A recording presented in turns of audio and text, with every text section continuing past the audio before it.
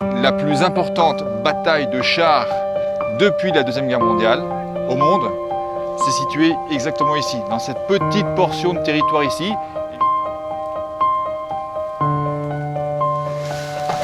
Wow, c'est vraiment impressionnant, hein.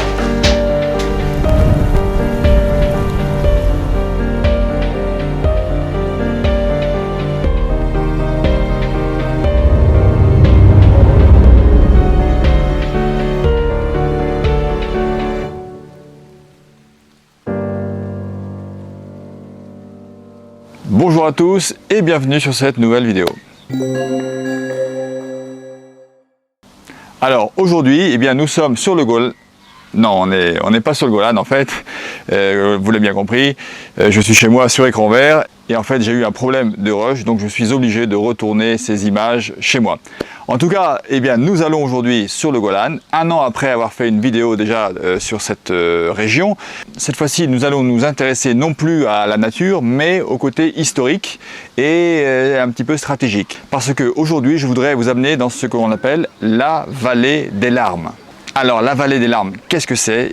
C'est une région sur le Golan qui a connu la bataille de chars la plus importante depuis la Seconde Guerre mondiale. Alors aujourd'hui, on va visiter non seulement ce secteur, mais également d'autres secteurs qui sont liés justement à ces 4 premières journées de combat qui ont été absolument fatidiques et terribles en même temps pour l'armée d'Israël, avant la contre-offensive israélienne en territoire syrien à partir du 10 octobre 1976.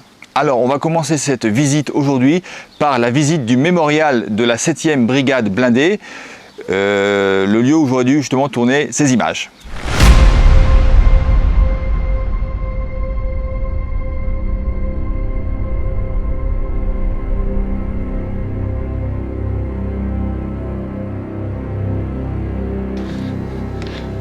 Alors ici, je suis sur un char Centurion qui appartenait justement à cette 7e brigade et qui a combattu à l'époque de la guerre du Kippour. Alors il faut savoir que les Israéliens étaient en infériorité numérique absolument flagrante. Il y avait d'un côté 1200 chars, on le sait aujourd'hui, contre à peu près 160 chars qui défendaient l'ensemble du plateau du Golan.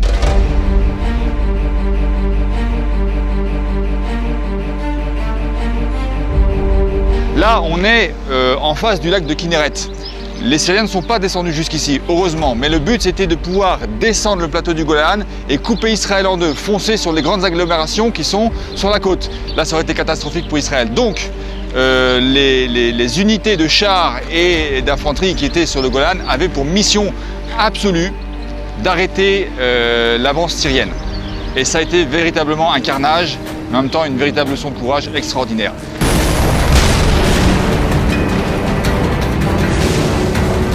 Alors sans attendre maintenant, on va aller dans la région de la frontière syrienne pour visiter un certain nombre de lieux qui ont été des hauts lieux justement de ces 4 journées fatidiques d'octobre 1973.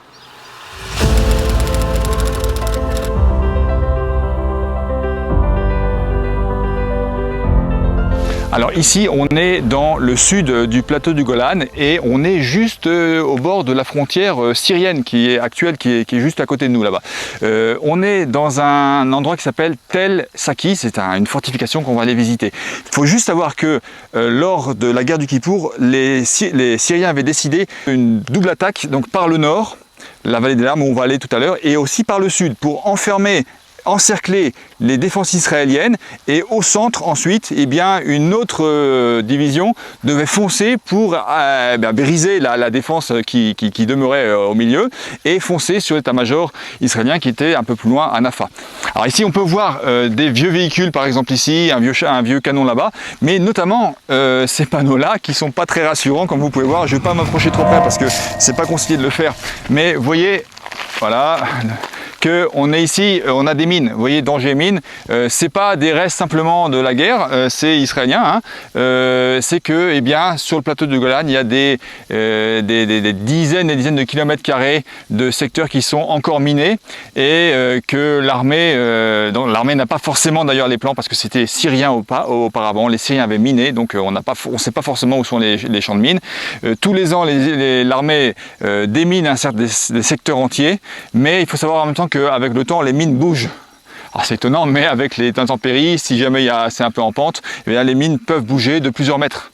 avec le sol. Donc c'est très compliqué. Alors de temps en temps il y a une vache qui saute comme ça, mais évidemment il y a des secteurs entiers qui sont interdits aux touristes, au public. Donc surtout quand on voit ça, ne pas aller plus loin.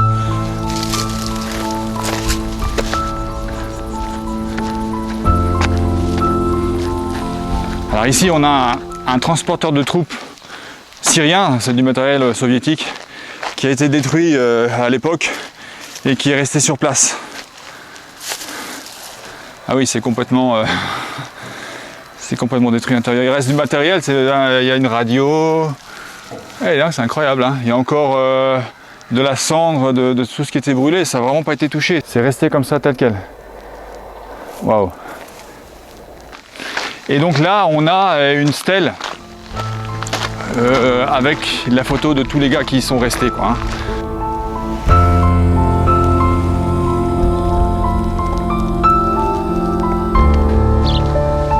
Wow, c'est impressionnant. C'est vraiment impressionnant, hein. Ah, là, on est face à la Syrie, quoi. Pas tout à fait. La Syrie, c'est plus vers là-bas. Alors, l'histoire de Tel Saki, c'est vraiment extraordinaire parce que ici, on est à quelques kilomètres de la frontière. C'est un bunker d'observation pour regarder ce qui se passe de l'autre côté. Et le matin du 6, il y a une petite équipe de parachutistes qui est envoyée ici pour observer. Ils ne savent pas encore que la guerre va démarrer. Et tout à coup, ils sont pris sous un déluge de feu qui fait qu'ils sont bloqués dans le bunker ici. Et donc, pendant les 4 jours de la première phase de la guerre, de l'offensive syrienne, eh bien, 60 parachutistes épaulés de à peu près 45 chars vont tenir tête à plusieurs centaines de chars ennemis et plusieurs milliers de combattants.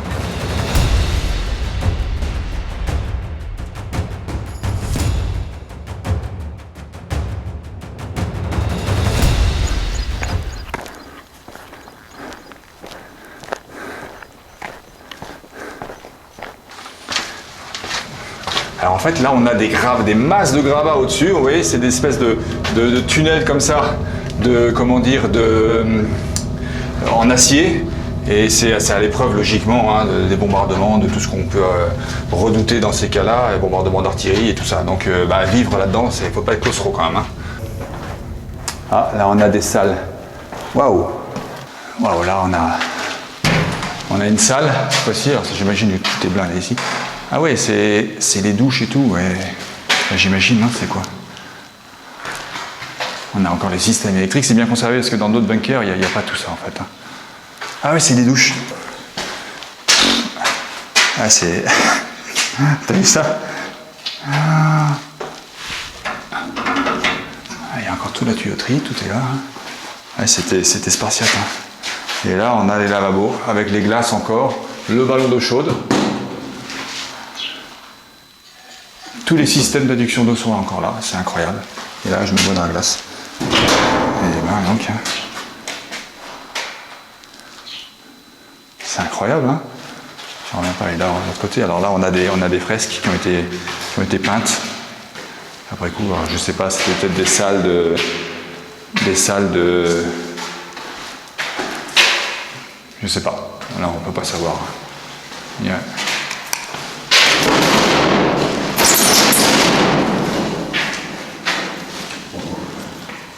Ah, là, je sais pas. Avec des systèmes d'adduction d'air, on voit, il y a des grilles là-bas. Donc là, on reprend normalement les couloirs, les fameux couloirs qui n'en finissent plus. Allez, on va aller par là.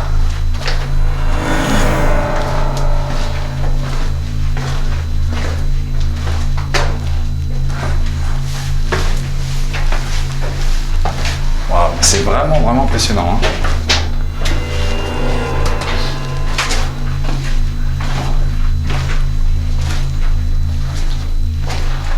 Ah, là on voit, on arrive à la surface.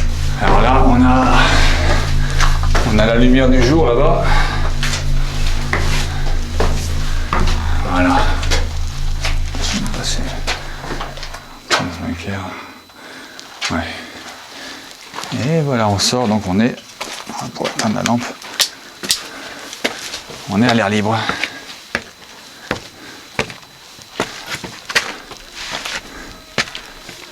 Attention aux serpents ici parce que ah bah là on a tout un réseau de tranchées plutôt ici.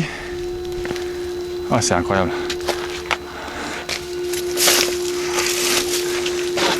C'est envahi par les chardons.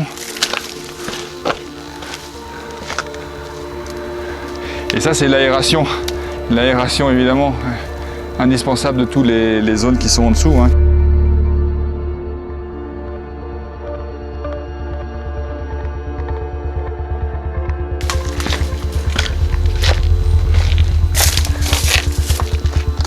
Là on est face à la Syrie. Donc là c'est encore Israël, on voit là sur le haut là-bas.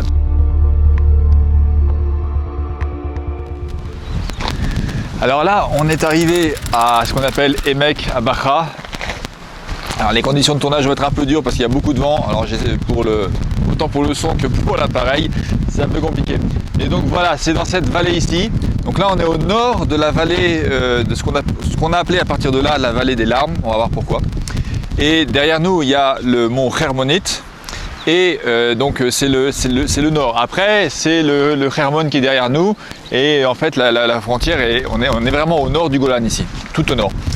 Et donc c'est ici, c'est dans cette vallée ici, depuis là jusqu'à un peu plus au sud, on connaîtra que c'est déroulé donc la plus incroyable bataille de chars depuis la Deuxième Guerre mondiale.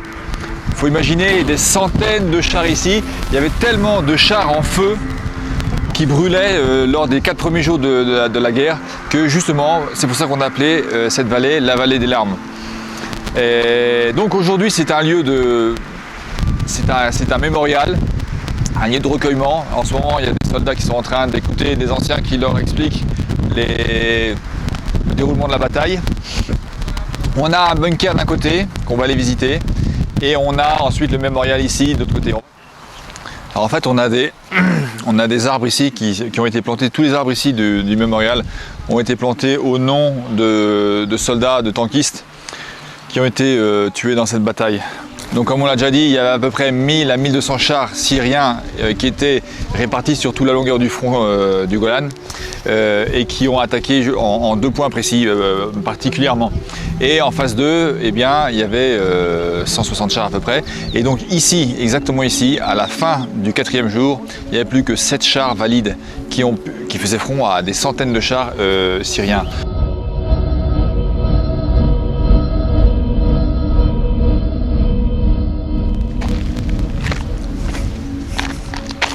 Alors tout a commencé le 6 octobre 1973, en plein jour du Yom Kippour, à 14 h. Les 1000 pièces d'artillerie qui accompagnaient le contingent d'invasion syrien a ouvert le feu sur toutes les positions israéliennes ici, et les bunkers, etc. pendant à peu près 3 quarts d'heure. Et puis ensuite, c'est les chars qui sont venus, qui ont enlevé leur filet de camouflage et qui sont venus directement depuis les positions de la Syrie. On voit d'ici à peu près la Syrie. Et qui ont foncé justement ici. Donc comme je l'ai dit, il y avait plus de 1200, 1300 chars répartis sur toute la longueur du front du Golan. Et notamment ici, c'est concentré le fer de lance de l'attaque syrienne. Ce qui fait que l'état-major israélien a décidé de favoriser le front nord du Golan par rapport au front sud qu'on a été voir tout à l'heure, parce que la plus grande quantité de chars ennemis se concentrait ici.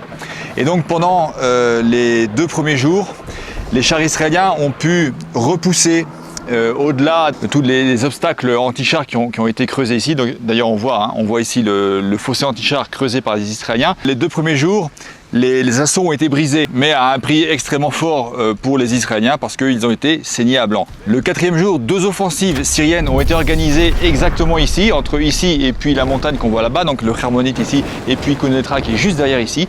Et là, il y a eu des centaines de chars avec des milliers de fantassins qui les suivaient aussi par derrière. Et donc, à la fin de la 4e journée, il n'y a plus que quelques dizaines de chars israéliens qui étaient encore en état de servir. Et c'est à ce moment-là que s'est déroulé cet événement qui est devenu extrêmement célèbre, avec le commandant de du secteur ici, qui s'appelait Avidor Kalani, qui était un héros déjà de la guerre des 6 jours, qui avait été blessé grièvement et qui combattait ici. Et tout à coup, lors de la deuxième offensive de la journée du 9, eh bien, il a vu ces blindés qui avaient été ramenés de plusieurs brigades, qui n'étaient même pas sur les mêmes qui n'avaient pas les mêmes fréquences radio, c'était très compliqué de rentrer en communication, enfin bref, une désorganisation totale et ces chars qui commençaient à reculer.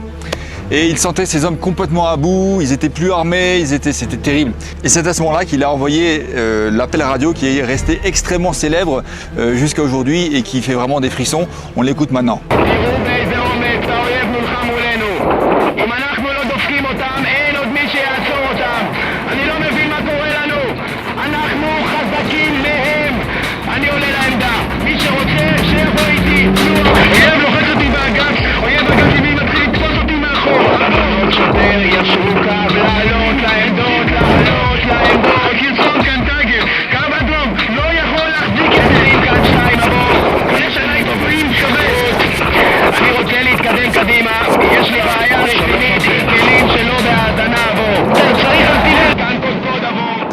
Le blindé de Kalani s'avance donc seul de 150 mètres jusqu'au sommet de la butte pour découvrir la marée des chars syriens qui avancent.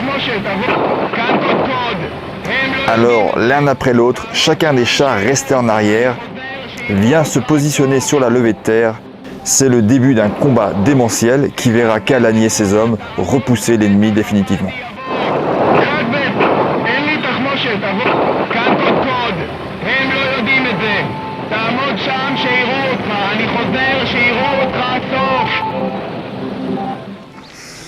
Alors on va descendre, on va essayer d'aller jusqu'au fossé anti-char pour voir de quoi il s'agissait.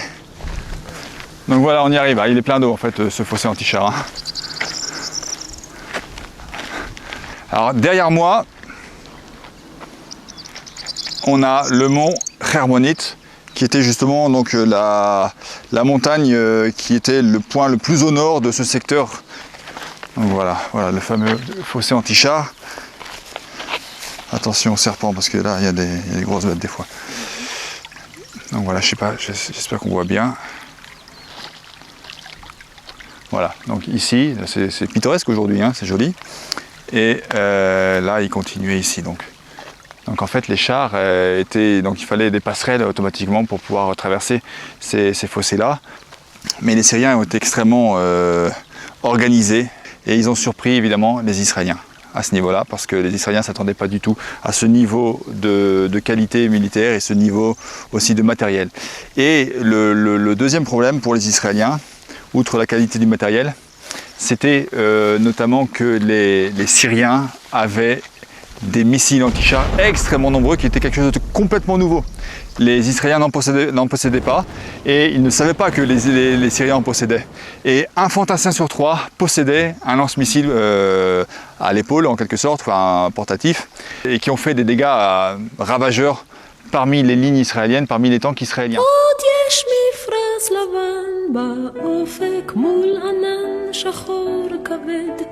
כל שנבקש לו יהי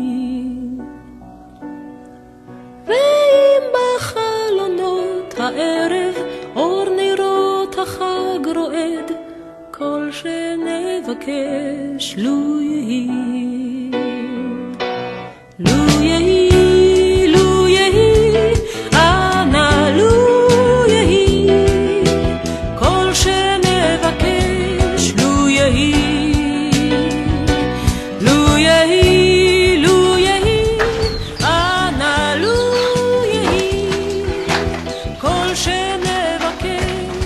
Celui-là, il est déjà plus sale. Hein.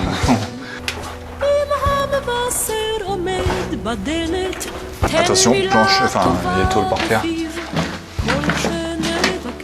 Ah voilà, ça va. Et alors, on arrive dans quoi? Ouf.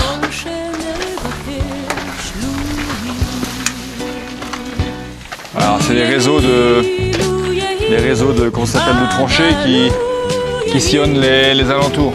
On va aller voir là-bas.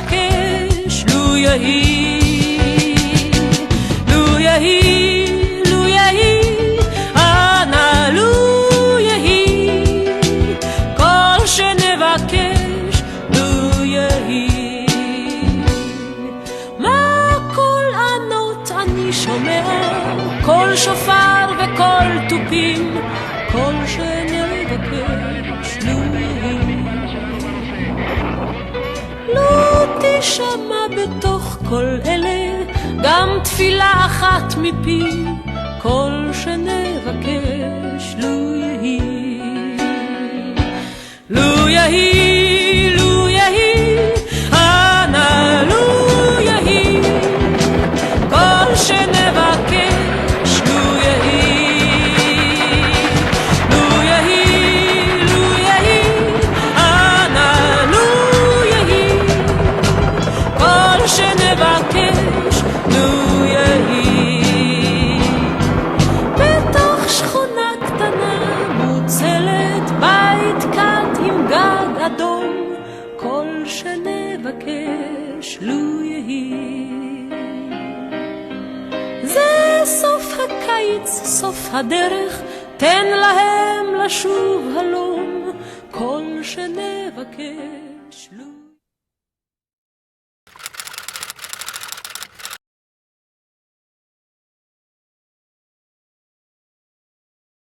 Alors, il y a encore pas mal de vent, j'espère que ça porte pas de préjudice au son. Mais là, avant de partir, il nous reste à visiter ce bâtiment-là, qui est, alors pour le coup, très très proche de la frontière syrienne. Et c'était l'ancien quartier général des troupes syriennes, mais avant la guerre des 6 jours. Donc ça n'a pas à voir directement avec la guerre du Kippour, mais puisque c'est dans le secteur qui nous intéresse, je trouvais que c'était intéressant d'aller visiter. D'ailleurs, on n'est pas les seuls à visiter, visiblement.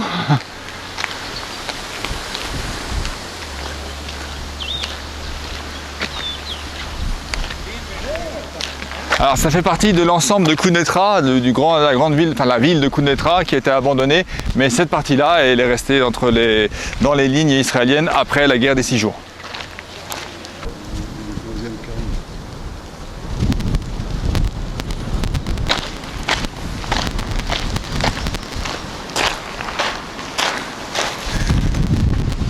Bon, évidemment, la déco, elle est plus récente. Hein. Waouh, c'est...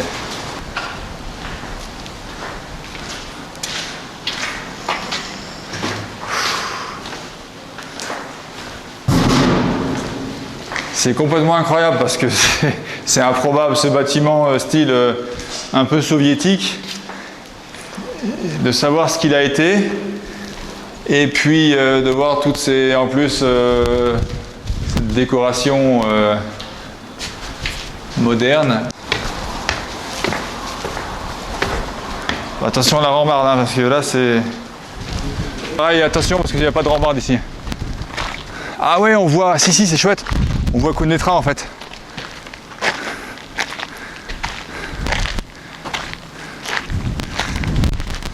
Ah bah là, on est tout près de la frontière. La frontière est juste derrière le lac.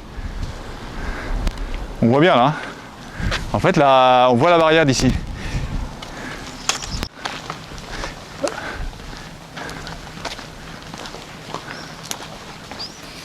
Ah, c'est vraiment étonnant. Je connaissais pas cet endroit.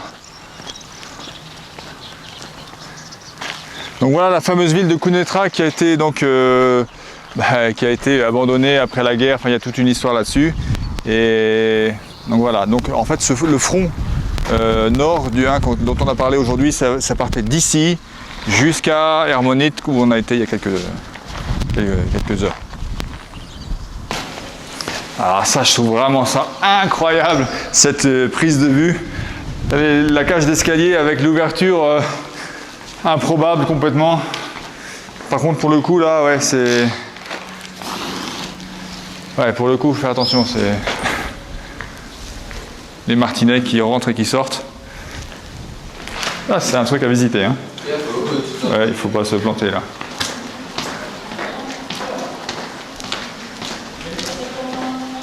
Quand on pense que c'était le saint des saints des... Comment dire, de l'armée syrienne, il y a des années.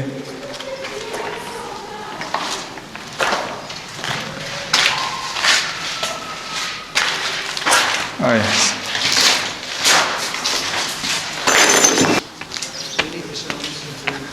Oh là là là. Ça, c'est incroyable quand même. Cet amas de ferraille et de béton. Alors on peut plus passer, hein. De toute façon on arrive sur le toit. Sur ce, bah écoutez, j'espère que cette visite de la vallée des larmes vous aura plu, vous aura intéressé, que vous y viendrez peut-être lors de votre prochain séjour en Israël. Et donc sur ce, bah, je vous dis au revoir et à bientôt pour une nouvelle vidéo.